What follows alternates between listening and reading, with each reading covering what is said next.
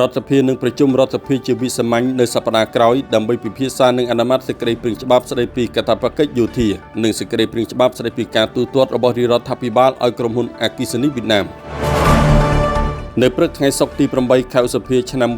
2026នេះគណៈកម្មាធិការចិនត្រៃរដ្ឋសភានៃព្រះរាជាណាចក្រកម្ពុជា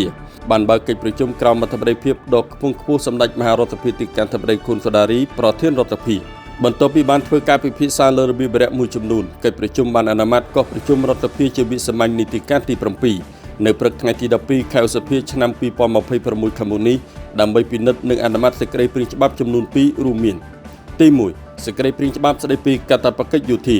និងទី2សេចក្តីព្រាងច្បាប់ស្តីពីការអនុម័តយល់ព្រមលើការធានាទូទាត់របស់រាជរដ្ឋាភិបាលនៃព្រះរាជាណាចក្រកម្ពុជាឲ្យក្រុមហ៊ុនអគ្គិសនីវៀតណាមនៃសាធារណរដ្ឋសង្គមនិយមវៀតណាមសម្រាប់ការធានាលើការទិញថាមពលអគ្គិសនីពីប្រទេសវៀតណាម